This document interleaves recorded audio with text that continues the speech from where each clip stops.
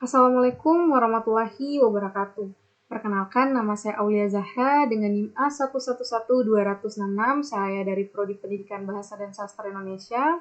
Saya angkatan 2020. Baiklah, adapun kesempatan saya pada video kali ini ialah memaparkan analisis kesalahan berbahasa yang telah saya dapatkan pada pelang nama. Di mana tugas ini bertujuan untuk menyelesaikan tugas ujian tengah semester yang telah diberikan kepada saya pada mata kuliah analisis kesalahan berbahasa Indonesia. Baiklah, untuk mengefisienkan waktu, saya langsung saja memaparkan hasil analisis saya. Sebelum saya memaparkan hasil analisis kesalahan berbahasa saya, ada baiknya kita mengetahui seperti apa sih itu kesalahan berbahasa. Nah, kesalahan berbahasa ini merupakan pemakaian bentuk-bentuk berbagai unit kebahasaan yang meliputi kata, kalimat, paragraf yang menyimpang dari sistem kaidah bahasa Indonesia baku, serta pemakaian ejaan dan tanda baca yang menyimpang dari sistem ejaan dan tanda baca yang telah ditetapkan. Dan menurut Srianto pada tahun 2016 ayat 6, beliau mengatakan, kesalahan penggunaan bahasa Indonesia di media massa itu mencakup beberapa hal, yaitu ejaan, bentuk dan pilihan kata, serta struktur kalimat. Nah, ejaan ini berkaitan dengan tata tulis yang meliputi pemakaian huruf, penulisan kata, termasuk penulisan kata atau istilah maksud saya serapan, dan pemakaian tanda baca. Selanjutnya adalah seperti apa sih itu kesalahan menganalisis atau kesalahan analisis berbahasa. Menurut Tarigan, pada tahun 2021 halaman 123 beliau menyampaikan bahwa analisis kesalahan berbahasa atau yang biasa kita sebut dengan AKB merupakan suatu prosedur yang digunakan oleh para peneliti dan para guru, di mana ini tuh mencakup pengumpulan sampel bahasa pelajar, pengenalan kesalahan-kesalahan yang terjadi dalam sampel tersebut, pendeskripsian kesalahan-kesalahan itu mengklasifikasikan berdasarkan sebab-sebabnya yang telah dihipotesiskan serta pengevaluasian yang keseriusannya. Selanjutnya adalah contoh dari kesalahan berbahasa yang biasanya kita temui di pinggir jalan, seperti pelang nama, baliho, spanduk, ataupun pada setiap tulisan yang ada di pinggir jalan. Contoh ini adalah merupakan pelang nama, merupakan kesalahan berbahasa dalam tataran fonologi. Di sini tertulis bahwa layanan bis pariwisata. Baiklah, kita lanjut. Berikut ini adalah hasil dari analisis saya, yaitu dari contoh yang telah saya lampirkan. Di mana, apa sih itu kesalahan berbahasa tataran fonologi? Sebelum kita melakukan analisis terhadap kesalahan berbahasa dalam tataran fonologi, ada baiknya kita mengetahui seperti apa sih itu kesalahan berbahasa dalam tataran fonologi. Kesalahan berbahasa pada bidang fonologi adalah kesalahan berbahasa yang terkait dengan ortografis dan penghafalan. Kesalahan bidang fonologi menurut Mahkamah yaitu kesalahan yang berhubungan dengan pelafalan dan penulisan bunyi bahasa. Dalam menulis cerpen misalnya, masih banyak ditemukan kesalahan-kesalahan berbahasa, terutama di bidang fonologi.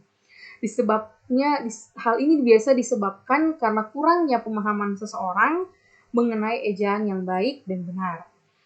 Kesalahan fonologi juga sering ditemukan pada huruf penggunaan kapital, kesalahan huruf miring, kesalahan penggunaan lambang bilangan, serta kesalahan penggunaan unsur-unsur serapan, serta kesalahan penulisan fonem.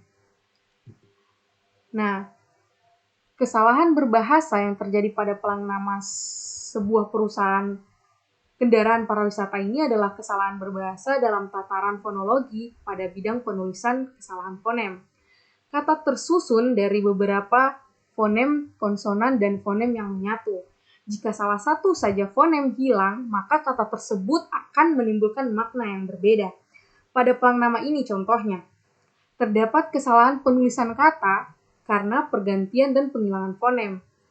Bisa kita baca, di situ kan tertulis bis pariwisata. Hal ini mengalami kesalahan penulisan kata karena penggantian fonem yang seharusnya itu fonem U diganti dengan fonem I. Kata bis seharusnya menggunakan fonem U, bukan fonem I, sehingga bis harus diganti dengan fonem U dan menjadi bus. Selanjutnya, kata bis harus diganti menjadi kata bus karena kedua kata tersebut memiliki makna yang berbeda. Menurut KBBI sendiri, Bis itu merupakan suatu kotak kecil yang berada di tepi jalan di depan kantor pos atau milik kantor pos yang biasanya kita masukkan surat yang akan dikirim melalui jasa kantor pos. Sedangkan bus adalah kendaraan bermotor angkutan umum yang besar, beroda 4 atau lebih, yang dapat membuat penumpang banyak atau memuat penumpang banyak. Nah, jika kata bis tidak diganti, maka kata pelang nama ini tidak berkaitan dengan perusahaan pariwisata yang ada. Sebab bis adalah sebuah kotak kecil untuk sebuah surat, sedangkan perusahaan pariwisata ini identik dengan kendaraan yaitu sebuah bus. Nah, kesalahan berbahasa ini juga biasanya muncul karena pendidikan bahasa tidak mengetahui benar situasi kebahasaan yang ada. Bahasa tidak bisa membedakan antara situasi resmi dengan situasi tidak resmi, sehingga memungkinkan terjadinya pilihan pemakaian ragam bahasa dan tidak mendukung situasi kebagian tersebut. Adapun upaya kita sebagai mahasiswa, terlebihnya kita ini merupakan mahasiswa pendidikan bahasa dan sastra Indonesia, adapun upaya yang bisa kita lakukan yaitu dengan tidak pernah bosannya kita menambah kosakata kita. Dengan memperbanyak membaca, berinteraksi dengan orang-orang, berkomunikasi dengan baik, dan tidak bosan terus belajar tentang bahasa baku dan tidak baku. Selanjutnya, kita harus terus belajar memahami konteks dalam berkomunikasi dan banyak hal lainnya yang bisa kita lakukan untuk menghindari kesalahan berbahasa ini dari berbagai tataran yang ada. Baiklah, mungkin itu saja yang dapat saya sampaikan, yang dapat saya berikan dari hasil analisis saya mengenai kesalahan berbahasa. Saya ucapkan terima kasih, saya meminta maaf bila ada salah kata, salah penyebutan nama, serta salah penyebutan titel. Saya mohon maaf. Assalamualaikum warahmatullahi wabarakatuh. Sekian dan terima kasih.